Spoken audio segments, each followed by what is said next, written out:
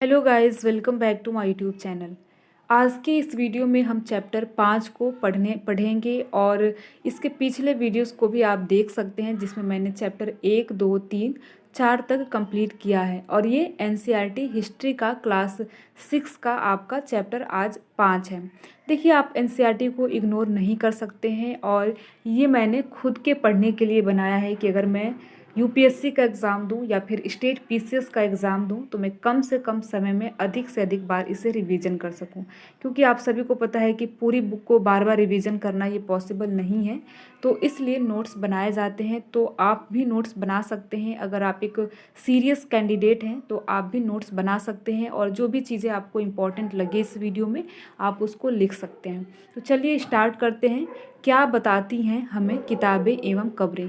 ये 5वां चैप्टर है और इसके पिछले चैप्टर में जैसा कि मैंने बताया था आरंभिक नगर, और चौथे चैप्टर में हमने जाना था मोहनजोदड़ो, लोथल, कालीबंगा और धौलावीरा जैसे नगरों के बारे में हमने जाना था। तो आज के इस वीडियो में हम जानेंगे क्या बताती हैं हमें किताबें और कब्रें। ठीक है। दुनिया के प्राचीनतम ग्रंथों में एक, ऋग्वेद की रचना लगभग 3500 साल पहले। देखिए, ऋग्वेद की रचना अगर आपसे पूछा जाए कि कब हुआ था तो 3500 साल पहले जो है वो ऋग्वेद की रचना हुई थी। तो देखिए, सबसे प्राचीन वेद कौन सा है तो ऋग्वेद है। आप इसे लिख भी सकते हैं, क्योंकि अगर आप एक दिवसीय एग्ज़ाम देते हैं तो वहाँ पर जो है वो डायरेक्ट क्वेश्चन पूछ लिए जाते हैं।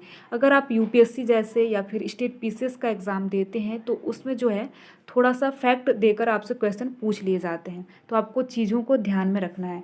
ऋग्वेद में 1000 से ज़्यादा प्रार्थनाएं हैं जिन्हें सूक्त कहा जाता है। देखिए, सूक्त किसे कहा जाता है, अगर आपसे पूछा जाए एग्जाम में कि सूक्त किसे कहा जाता है और 4 ऑप्शन दे दें तो ऋग्वेद में 1000 से ज़्यादा प्रार्थनाएं हैं, तो उन प्रार्थनाओं को ही सूक्त कहा जाता है।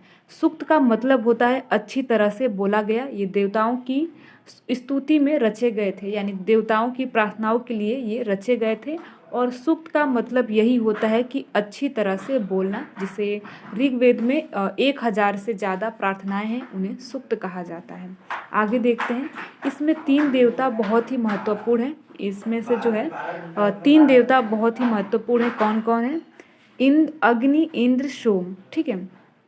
तो अग्नि किनके देवता हैं तो अग्नि आग के देवता हैं, इंद्र युद्ध के देवता हैं और सोम देखिए एक पौधा है जिससे पेय पदार्थ बनाया जाता है।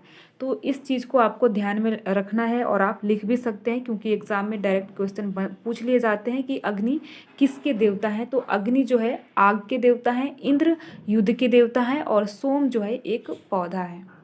वैदिक प्रार्थनाओं की रचना ऋषियों ने की थी। ठीक है। और कुछ प्रार्थनाओं की रचना महिलाओं ने भी की थी। तो ऐसा नहीं है कि जो वैदिक प्रार्थनाएं हैं उनकी रचना केवल ऋषियों ने की थी। कुछ जो प्रार्थनाएं हैं उनकी रचना महिलाओं के द्वारा भी की गई थी।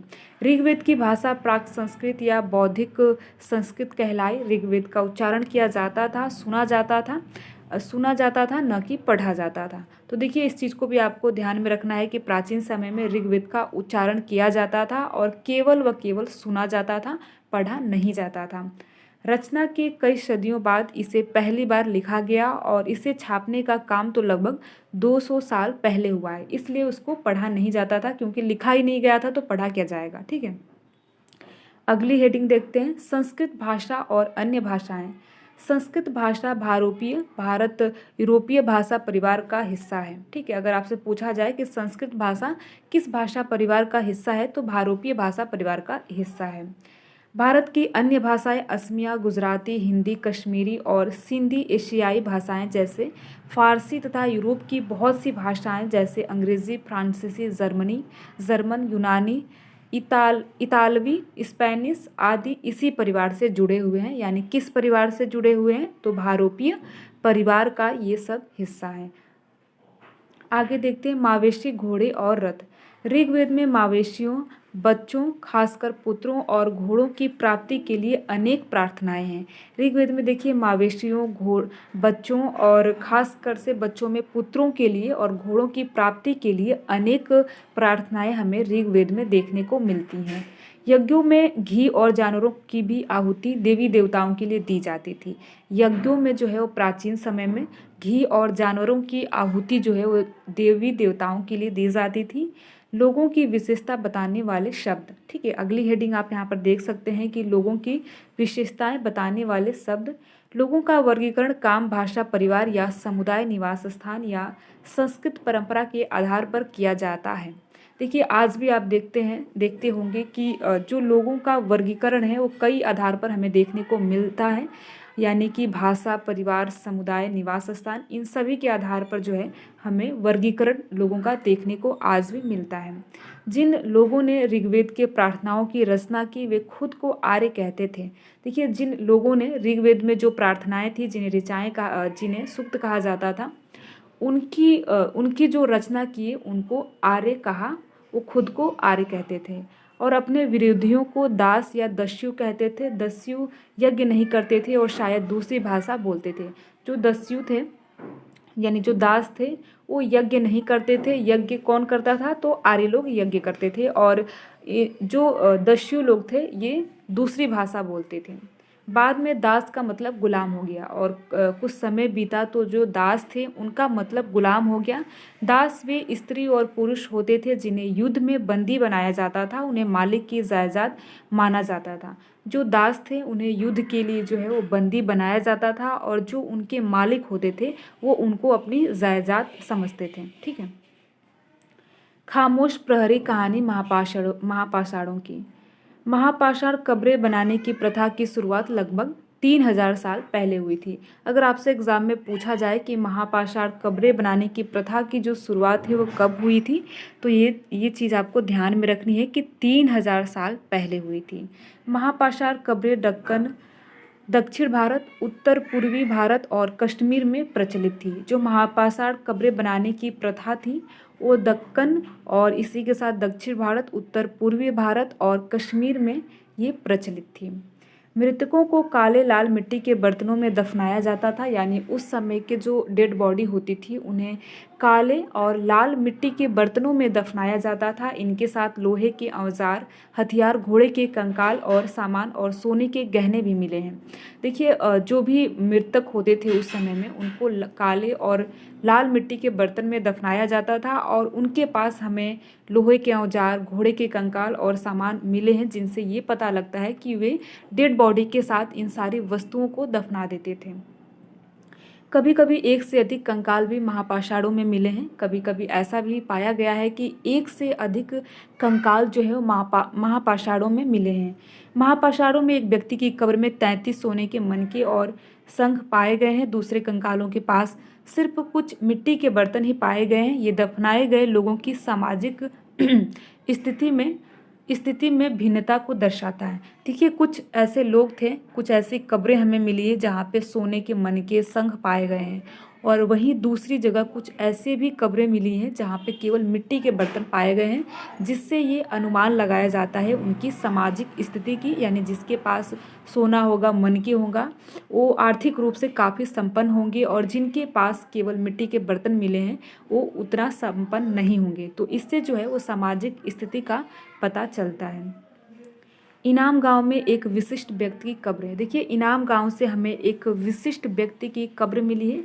इनाम गांव भीमा की सहायक नदी घोड़ के किनारे एक जगह है। यहाँ पर 3600 से 2700 साल पहले लोग रहते थे। जो इनाम गांव है वो भीम की सहायक नदी घोड़ के किनारे बसा एक जगह है, और यहाँ पर देखिए 3600 साल से लेकर 2700 साल पहले यहाँ पर लोग रहते थे।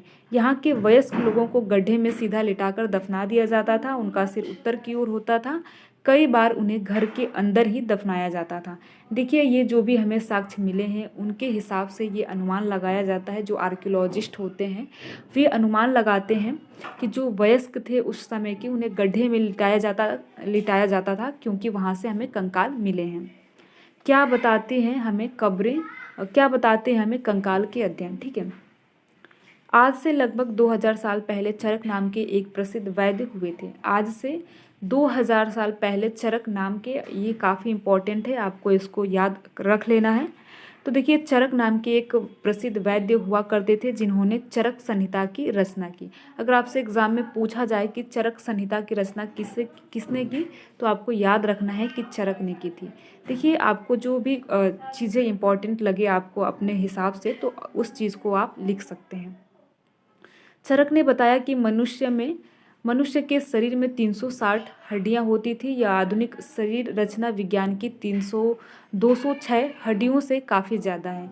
उस समय चरक जो वैद्य थे उन्होंने बताया कि मानव के शरीर में 360 हड्डियां होती हैं, लेकिन जो हम आधुनिक शरीर रचना विज्ञान में देखते हैं कि मानव के शरीर में 360 हड्डियां 206 हड्डियां होती थी, 206 हड्डियां होती हैं। तो उन्होंने क्यों बताया था, उन्होंने दांत वांत सबको काउंट करके बताया होगा कि 360 हड्डियां होती हैं, जबकि आज के समय में 206 हड्डियां ही पाई जाती हैं। कभी कभी लोग कंकाल के साथ मिले सामानों के आधार पर ये पता लगाते थे कि कंकाल स्त्री के हैं या पुरुष के हैं। देखिए, जो भी हमें कंकाल मिले हैं तो उनका अध्ययन करके और उनके पास जो भी हमें सामान मौजूद होती है तो उनसे ये अनुमान लगाया जाता है कि ये स्त्री के हैं या पुरुष के हैं। क्योंकि कुछ चीज़ें जो बनावट में भी आप देखिए स्त्री और पुरुष में भिन्नता दिखती है, तो उनके हिसाब से और आभूषण के हिसाब से, देखिए स्त्री है तो आभूषण पहनेगी तो उसके हिसाब से हम ये अनुमान लगाया जाता है कि जो कंकाल मिले हैं वो स्त्री के हैं या पुरुष के हैं। हालांकि ये भी है कि उस समय पुरुष भी आभूषण का प्रयोग करते हैं, तो ये थोड़ा सा मुश्किल हो जाता है। इनाम गांव के लोग के काम धंधे, ठीक है। इनाम गांव में गेहूं, जौ, चावल, दाल, बाजरा, मटर और तिल के बीज मिले हैं। तो देखिए इनाम गांव में किस किस के बीज मिले हैं, तो गेहूं, जौ, चावल, दाल, बाजरा, मटर और तिल के बीज मिले हैं। कई जानवरों जैसे गाय, बैल, भैंस, बकरी, भेड़, कुत्ता, घोड़ा आदि की हड्डियां भी पाई गई हैं। तो कहाँ से पाई गई है, तो इनाम गांव से पाई गई है। देखिए ये महत्वपूर्ण तिथियां हैं जो हम देख लेते हैं, जिनको हमने अभी पढ़ा है। वेदों की रचना कब प्रारंभ हुई थी, तो लगभग 3500 साल पहले। और सबसे प्राचीन वेद आप सभी को पता होगा कि ऋग्वेद है। तो 3500 साल पहले वेदों की रचना प्रारंभ हुई थी। महापाषाणों के निर्माण की शुरुआत कब हुई थी, तो ये 3000 साल पहले हुई थी। इनाम गांव में कृषकों का निवास 2700 साल पहले। चरक लगभग 2000 साल पहले। तो देखिए ये चीज़ें आपको याद रखनी है, जो भी आपको महत्वपूर्ण तिथि लगे, जो भी डेट लगे वो आपको याद रखनी है और नोट डाउन भी कर लेना है। तो देखिए आज हमारा ये 5वां चैप्टर कंप्लीट हो गया है। तो अगर आप पिछला वीडियो नहीं देखे हैं तो ज़रूर देखिए, क्योंकि अगर आप शुरू से देखेंगे तो आपको जो चीज़ें हैं वो काफ़ी समझ में आएंगी और लंबे समय तक भी समझ में रहेंगी। तो देखिए आज हमारा ये 5वां चैप्टर कंप्लीट हो गया है। उम्मीद है कि आपको ये वीडियो अच्छा लगा होगा। अगर ये वीडियो आपको अच्छा लगा हो, इस वीडियो की इन्फॉर्मेशन अच्छी लगी हो, तो आप वीडियो को लाइक कर सकते हैं। और अगर आप कोई भी सुझाव देना चाहते हैं इम्प्रूवमेंट को लेकर, तो आप उसको भी लिख सकते हैं। धन्यवाद।